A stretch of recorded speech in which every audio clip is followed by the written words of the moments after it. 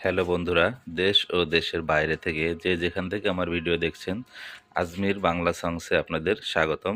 তো আজকে আমি আপনাদেরকে দেখাবো একটি ইনকিউবেটর। ইনকিউবেটরটা আমি বাসায় তৈরি করেছি। সামান্য অল্প কিছু টাকা খরচ হয়েছে ইনকিউবেটর তৈরি করতে।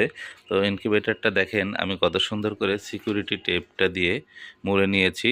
এবং আমি ইনকিউবেটরের দুইটা গোপন টিপস বলে দিব, যেটা অনেকে বলবে না। দেখেন আমি ইনকিউবেটরের উপর একটি গ্লাস দিয়ে দিয়েছি। ভিতরে কিভাবে ডিমগুলো রাখা আছে সেটাও দেখা যাবে।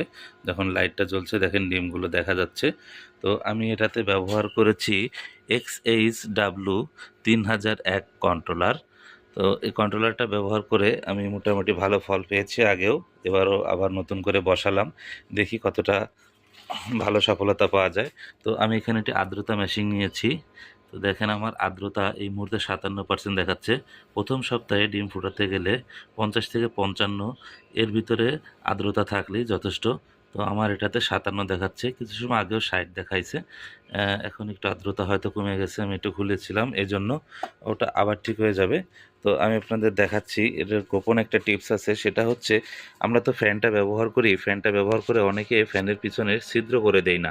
তো ছিদ্র করে না দেওয়ার ফলে এর ভিতরে যে আপনার অক্সিজেনটা দরকার সেই অক্সিজেনটা পায় না। এর কারণে বাচ্চা অনেক সময় ফোটার কিছু সময় আগেও মারা যেয়ে থাকে, বা ডিমের ভিতরে বাচ্চাটা নষ্ট হয়ে যেয়ে থাকে।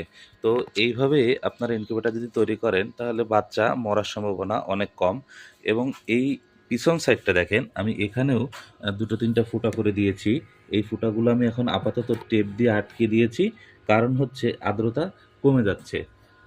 এই যখন ওই ফুটোটা আমি আটকে দিয়েছি তখন আবার আর্দ্রতা বেড়ে গেছে। এবং আর্দ্রতা যদি অতিরিক্ত বের হয়ে যায়, আর্দ্রতা যদি আপনার 70-80 চলে আসে, যে সময় 60 দরকার, তখন আপনার ওই পিছন থেকে হালকা করে টেপটা সরাই দিলে আপনার আর্দ্রতাটা কমে যাবে।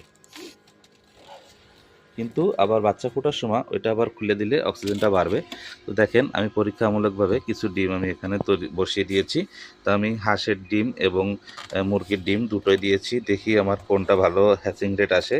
তো আপনারা জানেন ইনকিউবেটরে ডিম বসানোর কিছুদিন পরে 3-4 ঘন্টা পর পর ঘুরিয়ে দিতে হয়।